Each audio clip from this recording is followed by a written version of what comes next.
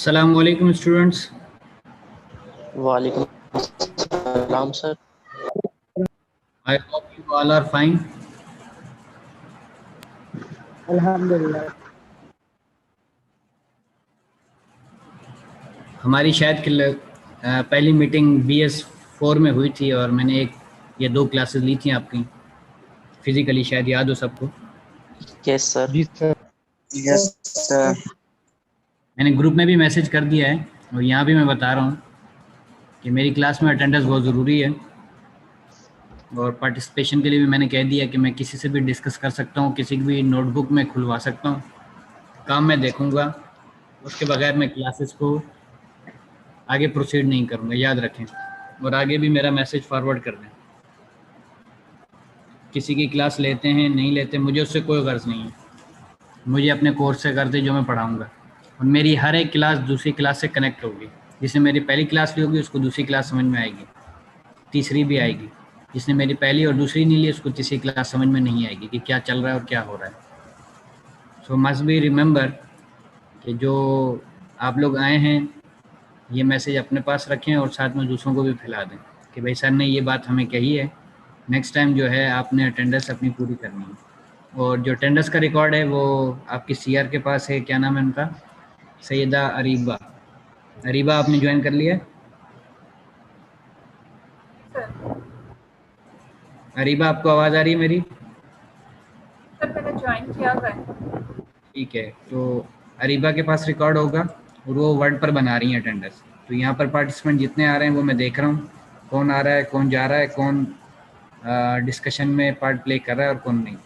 ठीक है, तो लेक्चर के साथ साथ मैं पिछले लेक्चर भी रिवाइज करता हूँ और बाद में उनके क्वेश्चन भी पूछ सकता हूँ आपसे। ठीक है, और सबसे पहले जब भी आप कोई क्लास लेते हैं आपके पास नोटबुक होनी चाहिए कि भाई आज की डेट डालें, क्या है 21 तारीख है आज, और 21 तारीख को सर ने कितने बजे क्लास स्टार्ट की, 2 क्लासेस ली और क्या क्या पढ़ाया है। और न्यूमेरिकल्स के लिए आपके पास कैलकुलेटर होना चाहिए, तो सब अपना कैलकुलेटर्स का इंतज़ाम करेंगे। ठीक है, कैलकुलेटर के बगैर कोई न्यूमेरिकल जब सॉल्व नहीं हो रहा होगा तो आप बैठे होंगे, रिप्लाई नहीं दे रहे होंगे, तो मैं किसी से भी माइक ऑन करवा के नोटबुक खुलवा कर कह सकता हूँ कि भाई मुझे मेरा आंसर बताएं क्या किए। बाज़ औक़ात बच्चे कहते हैं दूसरे से पूछ के सर ये आंसर है, तो मस्ट बी रिमेंबर मैं कॉपीज ओपन करवाता हूँ, कैमरा ऑन करता हूँ, तो रिस्पॉन्ड नहीं करता मैं उसकी अटेंडेंस मार्क नहीं करता हूँ। At the end of examination मैं उन सब चीज़ों के मार्क्स और अटेंडेंस दिखाता हूँ, भाई ये आपकी कॉपी है, ये आपने छाप छाप के कॉपी की है, और ये आपकी अटेंडेंस है, और ये आपका अमालनामा है। ठीक है, तो याद रखिएगा मेरे साथ वो सारे काम नहीं चलेंगे जो आप करते आ रहे हैं। जी, किसी को कोई और क्वेश्चन पूछना हो क्लास स्टार्ट करने से पहले, कोर्स स्टार्ट करने से पहले, किसी को कोई एतराज़ हो तो अभी बता दें।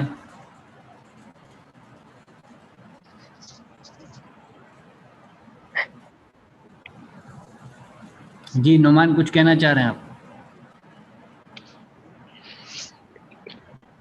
सर थोड़ा सा रिपीट करेंगे? जी, कौन रिपीट करेगा? सैयदा अरीबा इमाम, CR से हम कहते हैं कि रिपीट कर दें जितनी सारी बातें मैंने बताई हैं। सर ने कहा है जो क्लास ईयर में अटेंडेंस सबकी लाजमी होनी चाहिए। अटेंडेंस मैं लगा रही हूँ और अपने पास जब भी जब सर क्लास स्टार्ट करें तो सबके पास नोटबुक होनी चाहिए, इसमें सब नोट डाउन करेंगे। कैलकुलेटर सबके पास होना चाहिए, जब सर न्यूमेरिकल करवाएंगे सर किसी से भी पूछ सकते हैं और वो नोटबुक भी चेक करेंगे। सर बोल सकते हैं कि दिखाएं, ये सारी बातें सर ने कही। जी, और क्या बताया वो भी बता दें।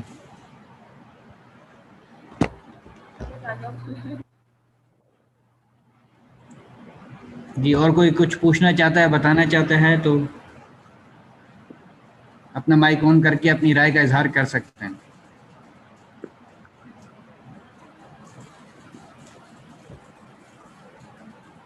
किसी सर को ये कोई आपने ना सर ये आपने थोड़ी रिस्ट्रिक्शन सख्त रखी हुई है, अटेंडेंस पूरी होनी चाहिए और वो हर क्लास लेनी है, तो सर कोई थोड़े बहुत मसले मसाइल हो जाते हैं इंसान के साथ, तो फिर उस सूरत में क्या करना चाहिए? तो फिर आप फिर टीचर चेंज कर लो, क्या ख्याल है? पिछले बार भी हम चेंज हो गए थे, अगर आप बोलेंगे तो अभी भी हम चेंज हो जाएंगे। सर ये टीचर चेंज करने का कोई हल तो नहीं है, मतलब ये थोड़ा कंप्रोमाइज कर लीजिए आप। देखो जी, आप कर नहीं रहे हो तो मैं कहाँ से कंप्रोमाइज करूं भाई। मैं तो आपको खुली दावत दे रहा हूं भाई, मुझसे पढ़ना है तो पढ़ लो, नहीं तो टीचर चेंज। टीचर बहुत आपके लिए। जी बिलाल साहब, हम तो खुली दावत दे रहे हैं आपको भाई।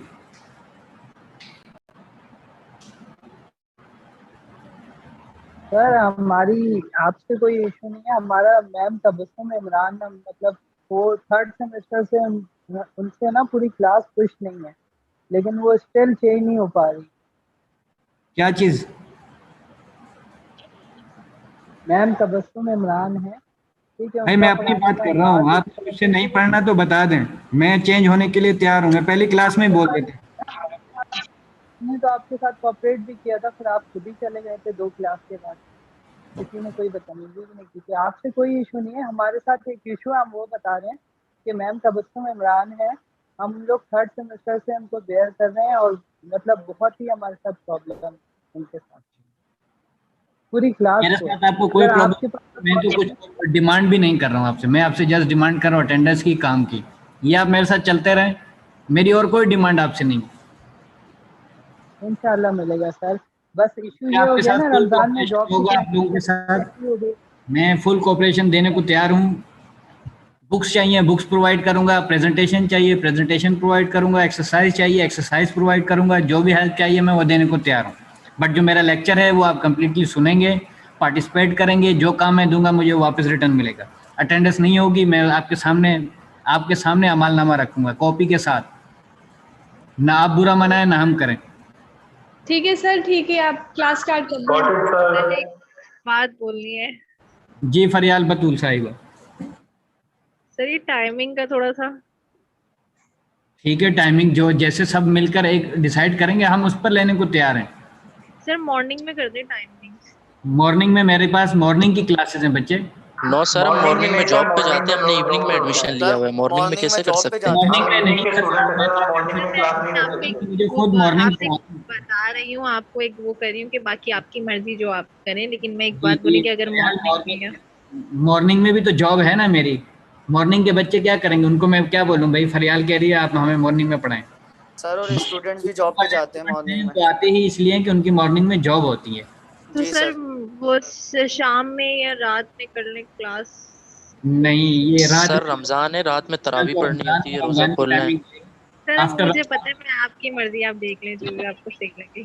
मेजोरिटी यही है बेटा फरियाल, आप एक सिंगल हैं, सिंगल वोट आपका बिल्कुल हक रखता है, लेकिन सर मेजोरिटी मॉर्निंग यही कहेगी कि जो सर मॉर्निंग सर मैंने एक बात बोली, आपने बोला था तो इस वजह से। जी जी कोई बात नहीं, हम आपकी राय ले रहे हैं। सर असल में ये जो टाइमिंग है ना, तकरीबन लोग जॉब से वापसी में ट्रैफिक में फंसे हुए होते हैं मुझे सब रमजान पता है की वजह इवनिंग के से। स्टूडेंट्स के क्या मसाइल सर होते हैं आपसे मैं बस। बात कर रही हूँ, बिला सबके मशवरे।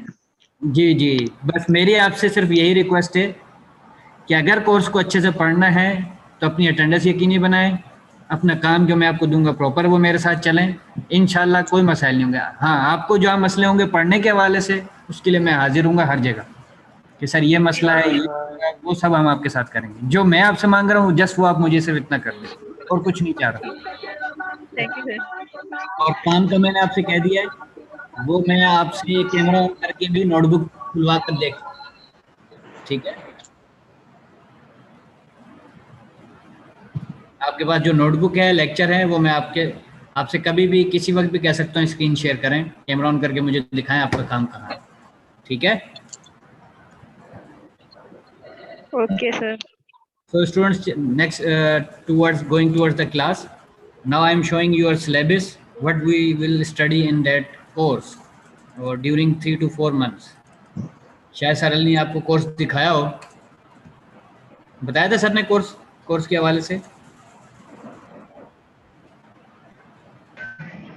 हूँ सर। ये आपका कोर्स है, स्क्रीन नजर आ रही है सबको? Yes sir. Yes sir. जी, यस कोर्स का सर। नाम है एनालिटिकल केमिस्ट्री 1। कोड है आपका CHEM511।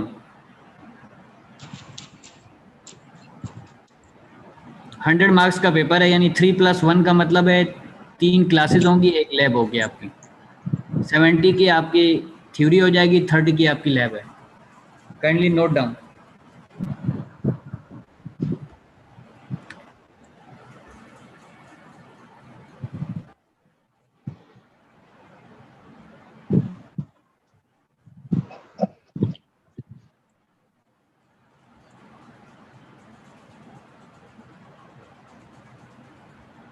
आपके टोटल स्टूडेंट्स हैं मेरे ख्याल 70 समथिंग या अराउंड 70 लगा लें।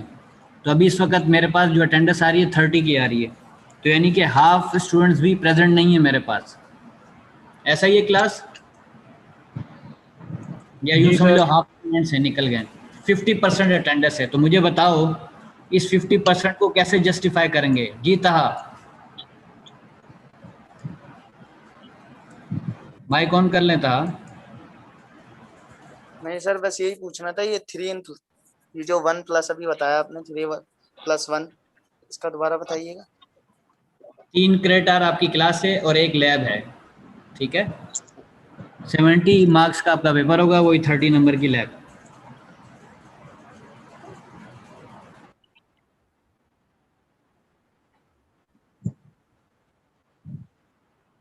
अली मिनाज के भी थोड़े बहुत कंट्रीब्यूट होंगे, लेकिन मैक्सिमम पार्ट मेरा ही होगा। जिब्रान साहब, लैब भी मेरे पास ही है, तो इसलिए कह रहा हूँ, पहले बता रहा हूँ, कुछ मसले मसाइल हैं तो बता दो। अगर क्लास स्टार्ट हो गई या चल कर पड़े तो फिर एक ही को भुगतना पड़ेगा।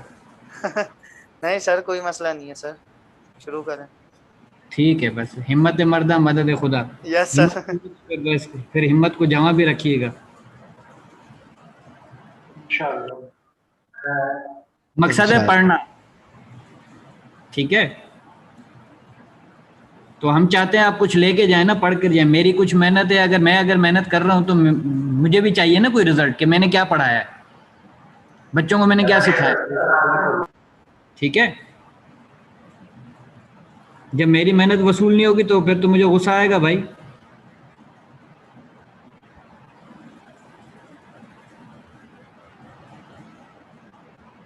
जी, सिलेबस में है 4 चैप्टर आपके। पहला चैप्टर का नाम पढ़ें जरा, क्या है?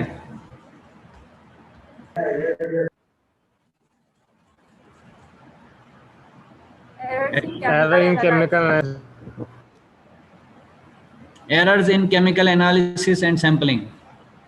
नंबर 2 चैप्टर क्या है? Molecular spectroscopy.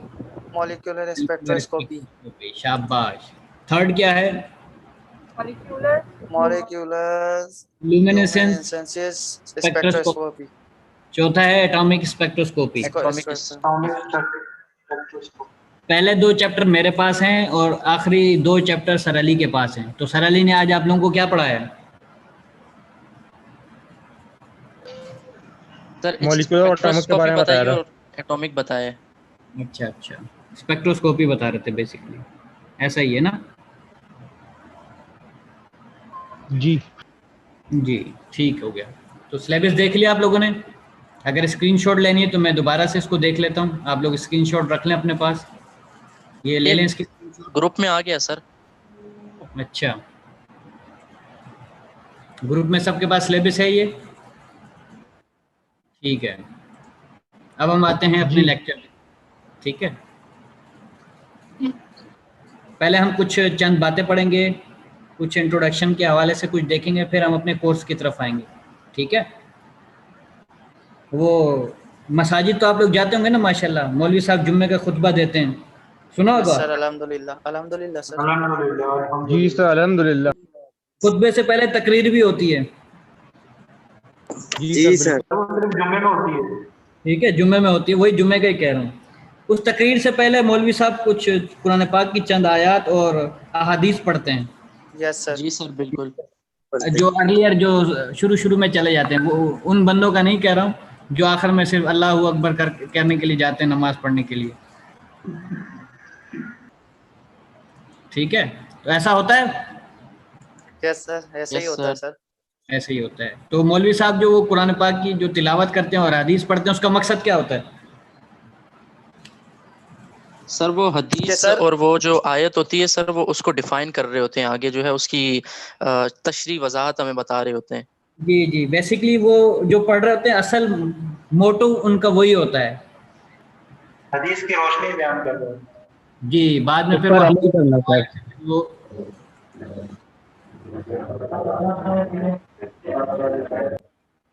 तो आज हम भी यही काम करेंगे। हम कुछ इम्पोर्टेंट चीज़ें देखते हैं, उसके बाद फिर हम कहीं जाके अपने टॉपिक्स की तरफ आएंगे कि क्या पढ़ना है, क्या करना है, क्या कैसे चलेंगे, कोर्स को कैसे लेके जाना है और क्या करना है। ठीक है स्टूडेंट्स? ठीक है, अब ये बताओ सबसे अच्छी आवाज़ किसकी है, जो ज़ोर से बोल सकता हो, उसका नेट चल रहा हो और सबको सुनाई दे। इजाज। इजाज़ साहब पढ़ेंगे। इजाज़ साहब मैंने स्क्रीन शेयर की है, अगर आपको नज़र आ रही हो तो। बाकी सबको भी नज़र आ रही है स्क्रीन बच्चों? जी yes sir. Sir. Yes sir. ठीक है, नोटबुक सबके पास है? Yes sir. ठीक है, पेन भी मौजूद है, मेरी आवाज़ भी आपको सब सही आ रही है? मैं बीच बीच में आपको ये पॉइंट समझाने की कोशिश करूंगा कि ये क्या हो रहा है और हम कहाँ जा रहे हैं। ठीक है, बेसिकली आपका कोर्स जो है यहाँ पर जो हम बात करेंगे, एरर्स। एरर्स क्या होती हैं? यानी गलतियाँ। ठीक है, गलतियाँ किन में होती हैं? ऑब्वियसली गलती उसी से होती है जो काम करता है, जो काम नहीं करता उससे गलती होगी? नो, ऑब्वियसली नहीं होगी। ठीक है, तो हमने अपने केमिस्ट्री में या जो हम जो काम करने जा रहे हैं उसमें अपनी मिस्टेक्स को फाइंड करना है, अपने रिजल्ट्स को वैलिडेट करना है। तो एनालिटिकल केमिस्ट्री में रिजल्ट की क्या अहमियत है? अब पढ़कर आए ना पूरी पीछे एनालिटिकल केमिस्ट्री।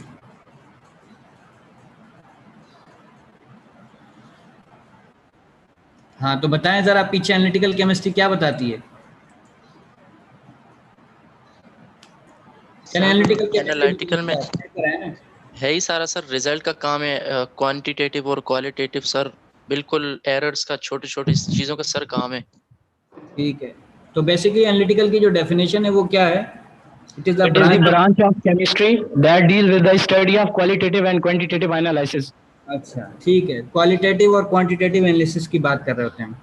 तो क्वालिटेटिव का मतलब क्या होता है और क्वांटिटेटिव का क्या मतलब होता है? सर, क्वालिटी का मतलब होता है कि उसकी मिकदार, और क्वांटिटी का क्वांटी सॉरी सॉरी सर, क्वांटिटी का मतलब उसकी मिकदार, और क्वालिटी का मतलब उसका मयार कितना अच्छा है। Sir what is and how many. जी, what is and how much, के बताओ कि किसी भी सैंपल में ये चीज़ जो मौजूद है वो क्या है, और जब पता चल जाए कि ये है और वो कितनी है, वही मिकदार की बात कर रहे हैं कि कितनी मिकदार है। पहले ये मालूम करना है कि है क्या और फिर बाद में बताना कितना है। तो ये जो हम सारे काम करते हैं मुख्तलिफ मेथड से करते हैं, मुख्तलिफ हमारे पास तरीक़े कार हैं। जैसे कि मैकेनिक के पास जाएंगे, उसके पास कुछ टूल्स होते हैं, उन टूल की मदद से वो काम करता है। ठीक है, तो हमारे पास केमिस्ट्री में भी कुछ टूल्स होते हैं, जो एनालिटिकल केमिस्ट होता है उसके पास टूल्स होते हैं। उन टूल्स को यूज़ करके, उन अपरेटस को यूज़ करके, उन केमिकल्स को यूज़ करके, उन तरीक़ों को इस्तेमाल करके वो किसी एक ख़ास नतीजे पर पहुंचता है। फिर बताता है कि what is and how much, that's mean you have done it your qualitative and quantitative analysis. Okay, so here is the table that I am showing in that slide. एक टेबल नजर आ रहा है आप लोगों के सामने, बना हुआ है टेबल। जरा बताएं क्या टेबल पे लिखा हुआ है? सबसे पहला डब्बा केमिकल एनालिसिस। तो जो एनालिटिकल केमिस्ट होता है वो क्या काम करता है? एनालिसिस सर वो एनालाइज करता है। एनालिसिस ही करता है। कैसे करता है? केमिकल एनालिसिस करता है। तो जी बनाएं ये पहला डब्बा पूरा, केमिकल एनालिसिस। जैसे ये बना हुआ है वैसे वैसे आपने बनाते जाना है नोटबुक पर, केमिकल एनालिसिस। अब ये कह रहा है ये जो केमिकल एनालिसिस है दो एरो में डिवाइड हो रहा है, हो रहा है?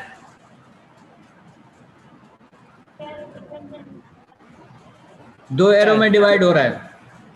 हो रहा है सर। केमिकल एनालिसिस दो तरीकों से हो सकती है। किन किन दो तरीकों से हो सकती है? नाम लिखे हुए उन दोनों डब्बों में। Wait method sir. ठीक है, और दूसरा कौन सा है?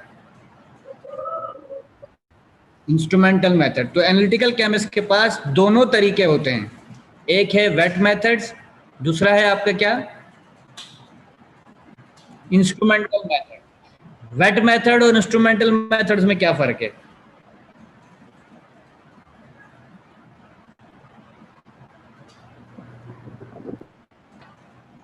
Wait method.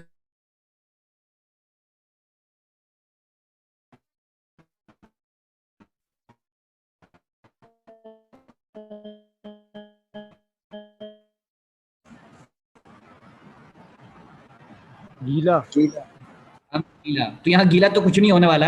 यहाँ वेट से मुराद है all are reactions in solution form. It is called classical methods. That's why it is written in 2 slides: classical gravimetric analysis, classical volumetric analysis. तो classical का जब वर्ड यूज किया जाता है, classical का मतलब क्या होता है? ओल्ड, पुराना, ठीक है। तो पुराना वॉल्यूमेट्रिक एनालिसिस है, पुरानी ग्रेविमेट्रिक एनालिसिस है जी। Wait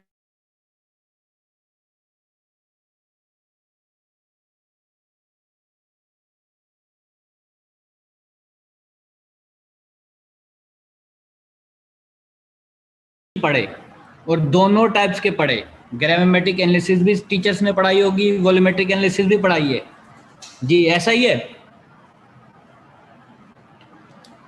yes sir. तो मेरे बच्चों बताओ, ग्रेविमेट्रिक एनालिसिस और वॉल्यूमेट्रिक एनालिसिस में क्या फर्क है?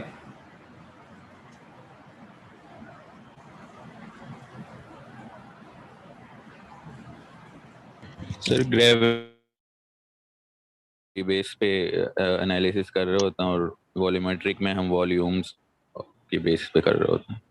अच्छा, तो जरा चंद एग्जांपल्स बताएं साथ साथ कि ये किया हमने सर। सर ग्रेविमेट्रिक में निकल डीएमजी का हमने किया था। ठीक है, ग्रेविमेट्रिक में हमने निकल डीएमजी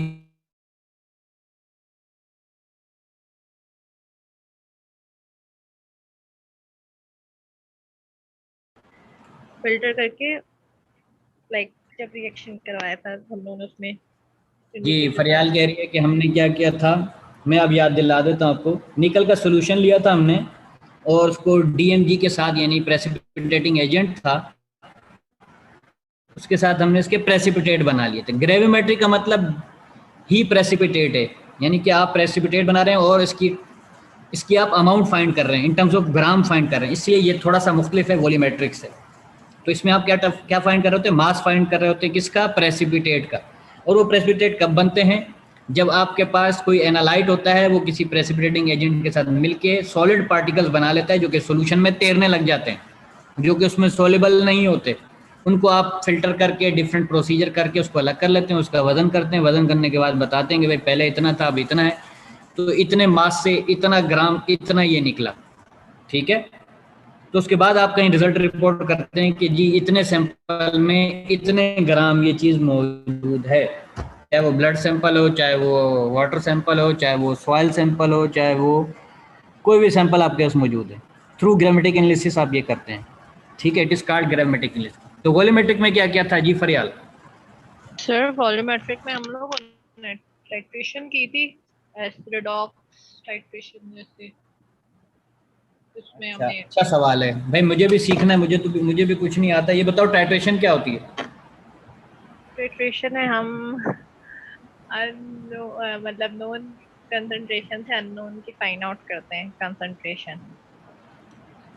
ठीक है, फरियाल कह रही है। हाँ भाई, कोई और बताना चाहेगा? What is titration? यही है कि गिवन मालूम कर रहे होते हैं Titration is a process in which we find the concentration of unknown sample with respect to known sample is called titration। ठीक है, हम टाइट्रेशन करते हैं इसमें। जी फरियाल आगे बताओ, कौन सी टाइट्रेशन अभी आपने बताई थी? सर रेडॉक्स टाइट्रेशन बताई थी। लिखें बेटा, इस क्लासिकल वॉल्यूमेट्रिक एनालिसिस में पहली जो टाइट्रेशन है वो है एसिड बेस टाइट्रेशन। दूसरी लिखें रिडॉक्स टाइट्रेशन। तीसरी लिखें कॉम्प्लेक्सोमेट्रिक टाइट्रेशन।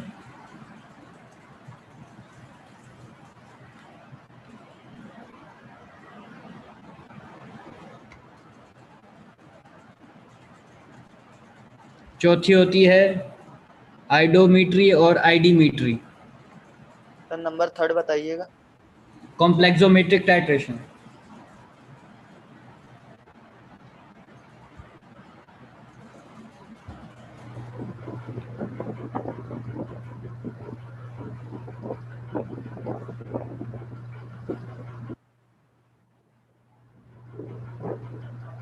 चौथी मैंने क्या बताई है इजाज साहब?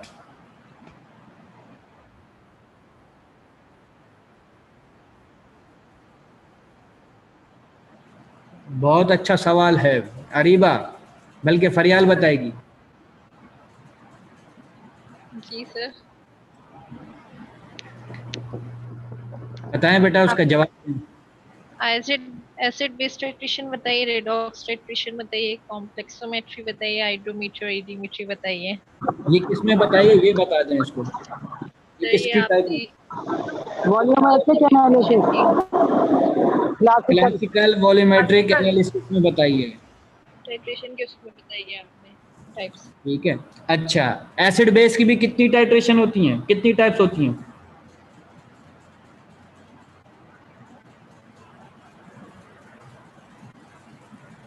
सर शायद 3 से 4। शायद के 3 से 4। शायद के उतर जाए आपके दिल में मेरी बात जो मैं पढ़ा ये रहा सर हूँ। Strong acid with strong base में भी है, मुझे कंफर्म नहीं है। कंफर्म नहीं है, ठीक है। हाँ भाई अदनान साहब, आपको कंफर्म है तो बता दें। सर एक ही होती होगी, एक ही टाइप की होती होगी एसिड बेस की। हजरत साहब फरमा रहे हैं एक ही होती है। इजाज साहब बताओ।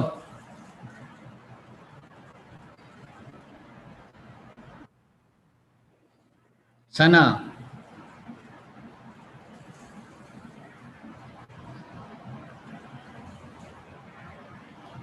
जी सर। बताएं कितनी टाइप्स होती हैं एसिड बेस की? आगे आगे देखिए होता है क्या। अभी ये छोटे छोटे डब्बे हैं, इसमें इतने मसाइल हैं, इतने इल्म छुपा है। 2 टाइप होती हैं सिर्फ। 2 टाइप्स होती हैं। कौन बोल रहा भाई? सर मैं बोल रहा हूँ बिलाल। बिलाल, हाँ 2 टाइप्स कौन कौन सी होती हैं बिलाल? सर एक होती है इंडिकेटर और दूसरी होती है पोटेंशियोमेट्रिक। अरे भाई क्लासिकल में ये कहाँ से आ गई? सर क्लासिकल वो में तो जो मैं हमने भी बताया कि ये होती हैं। एसिड बेस की बेस की बताओ। बात कर रहा हूँ सर, एसिड बेस की बात कर रहा हूँ मैं। हाँ क्या? मैंने कहा 2 टाइप होती हैं एसिड बेस की। हाँ क्या क्या? एक इंडिकेटर होती है और दूसरी पोटेंशियोमेट्रिक होती है। अच्छा, तो इंडिकेटर में बताओ कितनी होती हैं टाइप्स? सर इंडिकेटर में एक होती है, मेरे ख्याल में 2 होती हैं सर। एक होती है, 2 होती है। देखो जी, इसने पिंडोरा और खोला तो हमने कहा ठीक है और खोल लेते हैं पिंडोरा बॉक्स। एक हम वोल्यूमेट्रिक एनालिसिस इंडिकेटर इलेक्ट्रोड से इंडिकेटर से करते हैं, दूसरा हम इलेक्ट्रोड से करते हैं यानी पोटेंशियोमीटर से। तो आप लोगों ने जो पीछे पढ़ा है वो इंडिकेटर से पढ़ा है। तो ये साहब जी कोई कह रहा है 1 होती है, कोई कहता है 2 होती है, कोई कहता है होती नहीं है, कोई कहते हैं 3 भी हो सकती है, कोई कहते हैं 4 भी हो सकती है। तो मुझे कोई एक जवाब दे दे, पीछे से आप लोग पढ़ के आ चुके हैं। सर 2 होती हैं बस, किसी जब नॉन एसिड के अगेंस्ट हम अननोन बेस को टाइट्रेट कर रहे हो और जब नॉन बेस के अगेंस्ट हम किसी अननोन एसिड को टाइट्रेट कर रहे हो। शाबाश, ये डिग्रियां लेके जाना बाहर मार्केट में, फिर बोलना किससे पढ़ा था, बोला सराजी से पढ़ के आए हैं। वो सराजी ने ही कोई होंगी क्योंकि शायद स्ट्रॉन्ग एसिड को स्ट्रॉन्ग बेस के साथ करवाते हैं, इस तरह स्ट्रॉन्ग जी वीक एसिड फरियाल लिखें वीक भाई एसिड। सब। 4 टाइप्स होती हैं इंडिकेटर टाइट्रेशन वॉल्यूमेट्रिक एनालिसिस में एसिड बेस की। Number 1 strong acid versus strong base. Number 2 strong acid versus weak base. Number 3 strong base versus weak acid. Sir थोड़ा slow हो रहा है। अच्छा जी, फरियाल रिपीट करें नंबर तीनों जो 3 बताइए। फर्स्ट से रिपीट करें।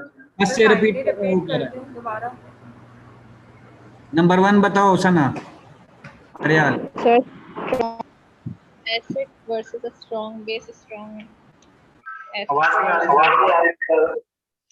राजा कह रहे हैं versus strong base, strong acid के साथ वीक बेस और स्ट्रॉन्ग बेस के साथ वीक एसिड। 3 हो गई। वीक बेस सर, लास्ट में वीक बेस आएगा, strong acid versus weak base. और चौथी है वीक एसिड वर्सेस, भाई मैं आपको राजा साहब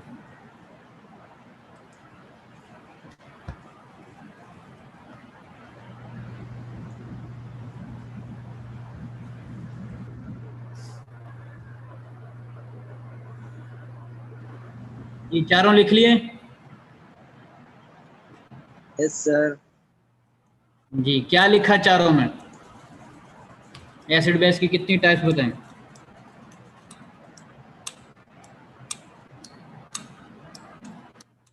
रिपीट करें Areeba.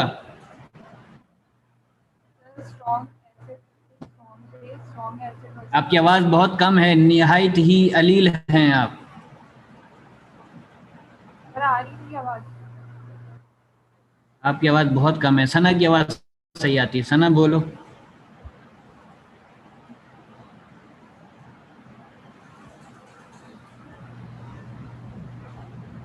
Sir acid base titration 4 तरह की हैं, स्ट्रॉन्ग एसिड, स्ट्रॉन्ग बेस, और स्ट्रॉन्ग एसिड वीक बेस, और स्ट्रॉन्ग बेस एसिड, और वीक एसिड वीक बेस। ठीक है, 4 हो गई। ठीक है, रिडॉक्स में क्या होता है? अब जरा रिडॉक्स पर आ जाओ।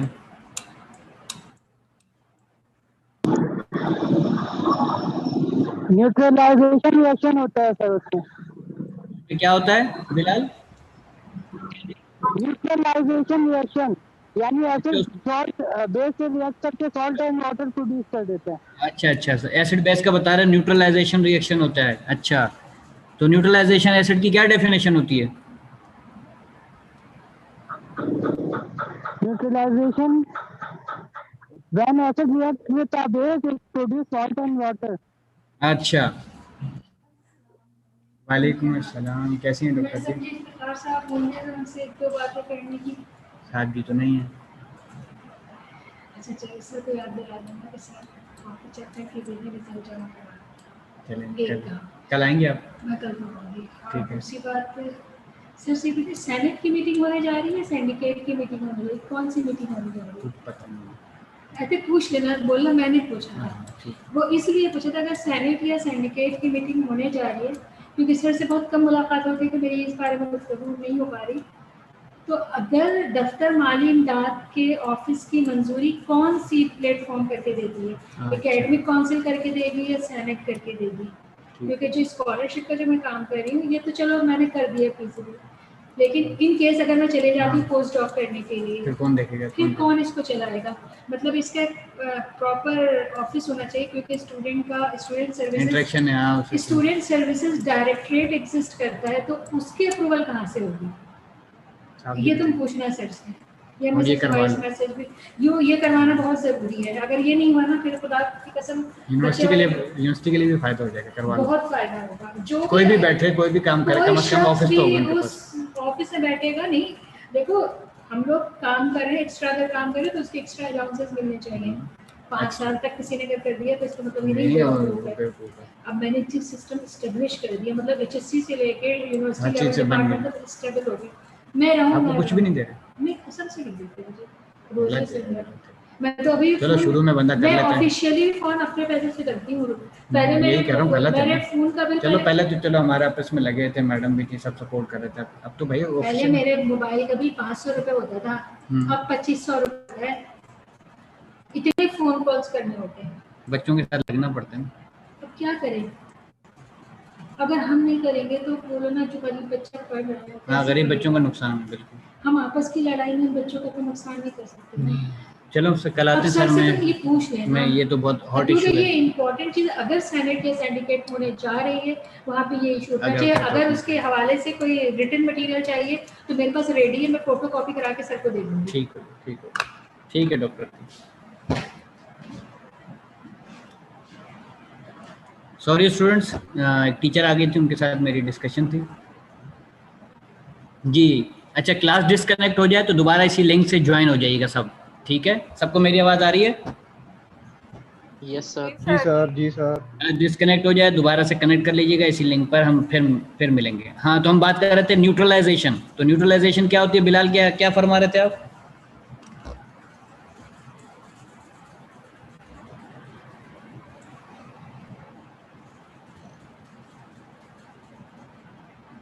बिलाल साहब मेरा ख्याल है क्लास छोड़ चुके हैं। जी, कौन बताएगा? रीबा बताएं क्या होती है न्यूट्रलाइजेशन? सर वो न्यूट्रल कर देते हैं ना, मतलब न्यूट्रलाइज कर देते हैं दोनों कंपाउंड जो एलिमेंट्स होते हैं उनको। क्या होता है यही तो पूछना चाह रहा हूँ बेटा। जीरो कर देते सर। प्रॉपर डेफिनेशन तो नहीं आती याद सर नहीं जब कोई हाँ बोलें। when an acid react with base it neutralize and form solid water. Simple definition. Simple है कि कोई भी एसिड बेस आपस में मिलेगा तो सॉल्ट एंड वाटर बनाएगा। ठीक है सर जी। सर कोई एसिड जो है ना वो बेस के साथ मतलब क्वांटिटेटिवली तौर पे अगर रिएक्ट करता है ना तो वो मतलब न्यूट्रलाइजेशन के अंदर आ जाता है हमारे पास। वैसे नहीं होगा।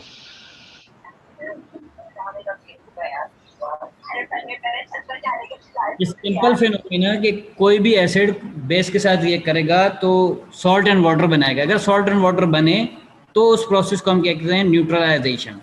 टाइट्रेशन हम पहले ही देख चुके हैं कि ये सारा काम टाइट्रेशन ही कहलाता है। टाइट्रेशन में हम क्या कर रहे होते हैं? किसी भी एक केमिकल की हमें कंसंट्रेशन मालूम होती है, दूसरे की मालूम कर रहे होते हैं, चाहे वो एसिड बेस हो चाहे वो कोई और क्लासिकल वॉल्यूमेट्रिक एनालिसिस हो। ये तमाम स्टेप्स ये जितनी भी हमने लिखी हैं ये सब टाइट्रेशन है। बट एसिड बेस में एसिड बेस होगा यानी न्यूट्रलाइजेशन होगा, रेडॉक्स में अलग होगा, कॉम्प्लेक्सोमेट्री में अलग होगा, but all are called titration. सब के सब टाइट्रेशन ही कहलाएगी। ठीक है, एक और सवाल छोड़े जा रहा हूं, बताओ, क्लास ज्वाइन दोबारा करेंगे। What is standardization? सोच लें सब और मुझे दोबारा क्लास ज्वाइन करके बताएं कि ये सर स्टैंडर्डाइजेशन क्या होती है। किसी भी अननोन सब्सटेंस की जो है ना कंसंट्रेशन एक्यूरेट तौर पे मालूम कर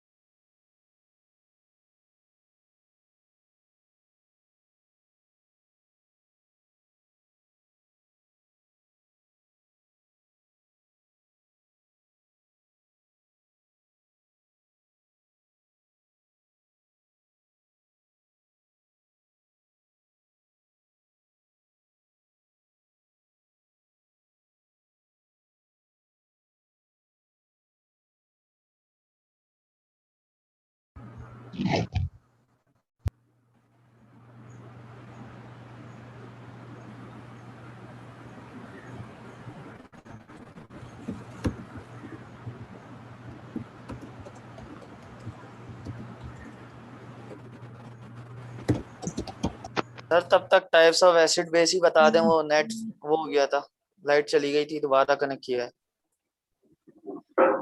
टाइप्स ऑफ एसिड बेस हम कर चुके हैं बेटा, आगे चले गए हैं। जी सर वो हो गई थी ना, रिकनेक्ट हो गई थी क्लास, नेट तो चला गया था।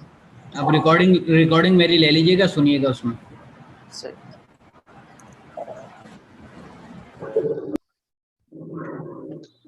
जी मैंने एक सवाल छोड़ा